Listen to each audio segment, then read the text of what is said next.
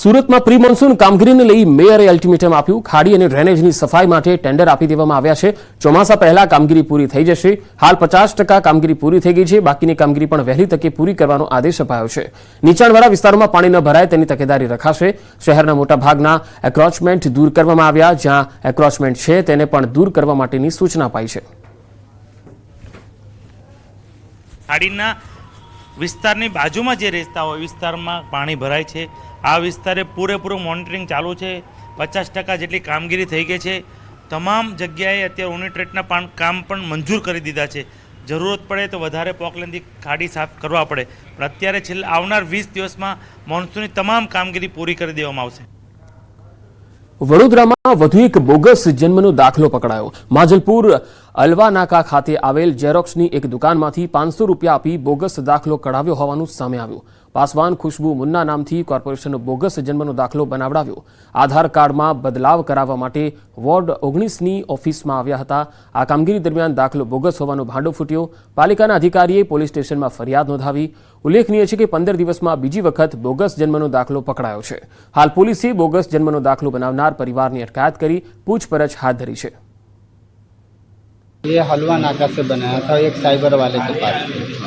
क्या नाम है उसका? उसका नाम सर मेरे को पता नहीं। किससे गए थे? वो जैसे गया था, जैसे वो किसी ने बताया था कि वहाँ पे बनाता है, ठीक है, तो यही देख करके वहाँ पे गया था। अब ये तो सर तो वो तो जैसे हमारा बनाया तो कितने जनों का बनाया होगा। आज जैसे ये तो वडोदरा म्युनिसिपल કોર્પોરેશનના લોકો એટલે વડોદરા મ્યુનિસિપલ કોર્પોરેશન દ્વારા રજૂ કરાયેલું એવું એમની રજૂઆત હતી, પણ આ વડોદરા કોર્પોરેશન દ્વારા રજૂ કરાયું નહોતું, કારણ કે એનું ફોર્મેટ ફિક્સ હોય છે જે એમને ખબર હોય છે। એટલે એના લીધે આ આખું થતું થયું। એટલે મેં તાત્કાલિક સતર્કતા દાખવી અને પોલીસને જાણ કરી। દાહોદમાં મનરેગા કૌભાંડમાં સૌથી મોટી કાર્યવાહી। મંત્રી બચુ ખાબડના પુત્રની ધરપકડ કરાઈ છે। બળવંત ખાબડની પોલીસે ધરપકડ કરી છે। મનરેગામાં 71 કરોડના કૌભાંડનો પર્દાફાશ થયો હતો। આ મામલે તેમના પુત્રની ધરપકડ કરી લેવાઈ છે। મંત્રી બચુ ખાબડના પુત્રની ધરપકડ કરાઈ છે। બળવંત ખાબડની પોલીસે ધરપકડ કરી લીધી છે। 71 કરોડના કૌભાંડનો પર્દાફાશ થયો હતો। તો મનરેગા કૌભાંડમાં મંત્રી બચુ ખાબડના પુત્રની ધરપકડ મામલે અમિત ચાવડાએ પ્રતિક્રિયા આપી। તેમણે કહ્યું છે કે મનરેગા યોજના ગરીબ લોકોને 100 દિવસ રોજગારી મળે તે માટે લાવવામાં આવી। સરકારે પ્રામાણિક અધિકારીઓની એસઆઈટીની રચના કરવી જોઈએ। સરકારે પ્રામાણિક નિષ્ઠાવાન અધિકારીઓની એસઆઈટી બનાવવી જોઈએ। દાહોદમાં જો તટસ્થ રીતે તપાસ થશે તો હજુ પણ મોટા માથાઓ આમાં પકડાશે અને 100 કરોડ નહીં 200 કરોડ કરતા વધારેનો ભ્રષ્ટાચાર બહાર આવવાનો છે। તો ગુજરાત કોંગ્રેસના પ્રવક્તા મનીષ દોશીએ નિવેદન આપતા કહ્યું છે કે 2 તાલુકામાં જે 70 કરોડનું કૌભાંડ છે તો અન્ય જિલ્લાઓમાં કેટલું કૌભાંડ હશે? માત્ર 2 તાલુકામાં 70 કરોડ રૂપિયા જેટલી માત્ર રકમ માત્ર કાગળ ઉપર કામગીરી, પણ આ કૌભાંડ 2 તાલુકામાં જો 70 કરોડનું હોય તો સમગ્ર દાહોદમાં 200 કરોડ આસપાસનું આ કૌભાંડ થાય।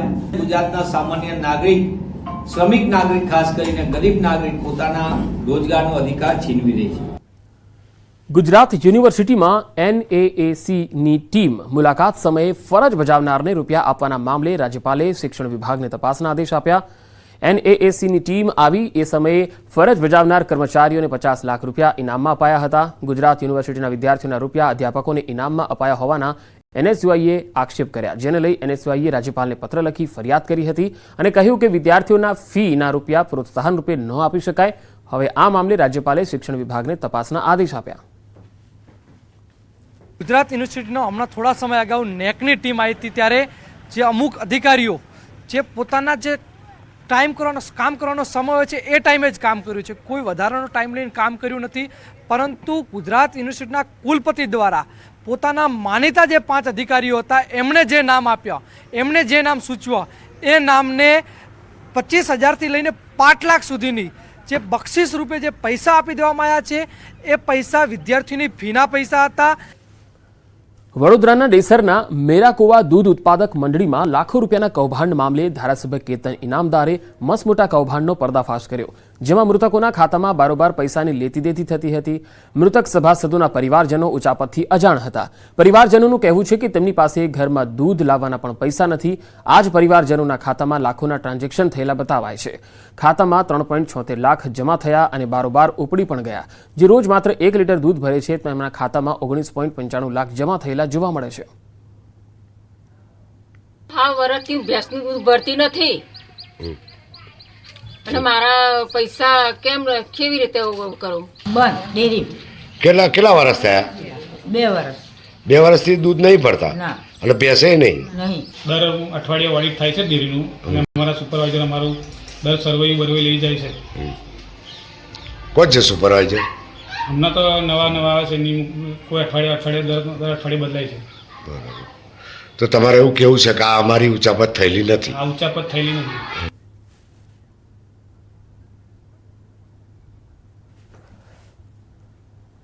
અને હવે વાત કરીશું અમિત શાહની ગુજરાત મુલાકાતની.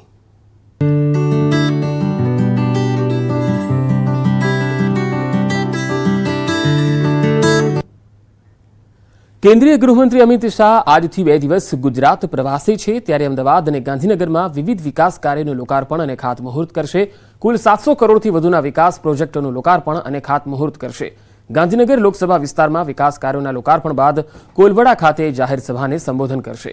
જ્યારે 18 મેના રોજ અમિત શાહ અમદાવાદમાં વિવિધ ઇન્ફ્રાસ્ટ્રક્ચર પ્રોજેક્ટનું પણ ખાતમુહૂર્ત કરશે. સાથે જ પલ્લવ 4 રસ્તા ઓવરબ્રિજને જનતા માટે ખુલ્લો મૂકશે, જેને લઈ દરરોજ 1.5 લાખ વાહન ચાલકોને ટ્રાફિક સમસ્યાથી રાહત થશે. નારણપુરા ખાતે જાહેર સભાનું પણ સંબોધન છે. તો અમિત શાહ ગુજરાત પ્રવાસ દરમિયાન પ્રદેશ સંગઠનમાં મોટા ફેરફાર માટે કેટલીક મહત્વપૂર્ણ બેઠકો પણ કરશે. અમદાવાદના પલ્લવ બ્રિજનું લોકાર્પણ કરશે. 117 કરોડના ખર્ચે આ બ્રિજ તૈયાર થયો છે. ચાંદોડિયા વોર્ડમાં 14.71 કરોડના ખર્ચે બનેલ ગજરાજ વોટર ડિસ્ટ્રીબ્યુશન સેન્ટર ઓગમેન્ટેશનનું પણ લોકાર્પણ કરશે.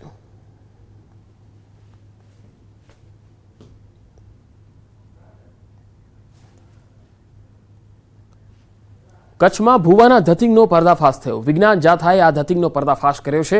મહિલાની ભૂવાએ કરી હતી છેડતી. ભૂવાની કરતૂત સીસીટીવીમાં પણ કેદ થઈ હતી. પોલીસે આ ભૂવાની અટકાયત કરી લીધી છે. કચ્છનો આ ભૂવો છે અને તેની ધતિંગનો પર્દાફાશ થયો છે. વિજ્ઞાન જાથાએ તેની આ ધતિંગનો પર્દાફાશ કર્યો છે. મહિલાની ભૂવાએ છેડતી કરી હતી. આ ભૂવાની કરતૂત સીસીટીવીમાં પણ કેદ થઈ હતી. પોલીસે આ ભૂવાની અટકાયત કરી છે. તો કચ્છમાં વધુ એક ભૂવો પકડાયો છે, જે ખોટી રીતે લોકોને ગેરદોરવણી આપતો હતો, ખોટી રીતે છેતરતો હતો અને પોતાના કામ કરી આપશે એવું પણ તેઓ કહેતો હતો અને ઉલ્લુ બનાવતો હતો. આ ભૂવાના ધતિંગનો પર્દાફાશ વિજ્ઞાન જાથાની ટીમે કર્યો છે. મહિલાની ભૂવાએ છેડતી પણ કરી હતી. ભૂવાની કરતૂત સીસીટીવીમાં પણ કેદ થઈ છે અને પોલીસે આ ભૂવાની અટકાયત કરી છે.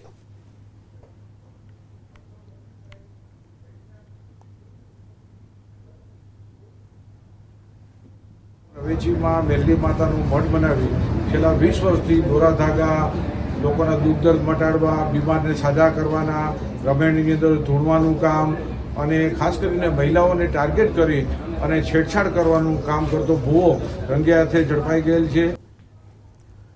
Rajkot local crime branch zone 2ની ટીમ દ્વારા ચીલ ઝડપના 4 જેટલા ગુનાનો ભેદ ઉકેલવામાં આવ્યો. પોલીસ દ્વારા 2 આરોપીની ધરપકડ કરી 4.61 હજારનો મુદ્દામાલ કબજે કરવામાં આવ્યો. એટલે કે 4.5 લાખથી પણ વધુનો આ મુદ્દામાલ છે. પોલીસ દ્વારા હાલ 2 યુવક અને એક સગીર વયના આરોપીની અટકાયત કરી તેને અદાલતમાં રજૂ કરવામાં આવ્યો છે.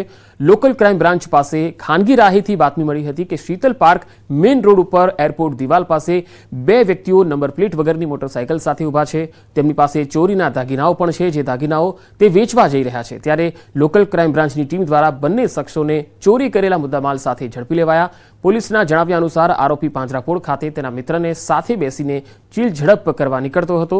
તે પોતે મોટરસાયકલ ચલાવતો હોય અને મોટી ઉંમરના બેનના ગળામાં ચાલુ મોટરસાયકલે જોટ મારીને ચીલ ઝડપ કરવાની ટેવ ધરાવે છે.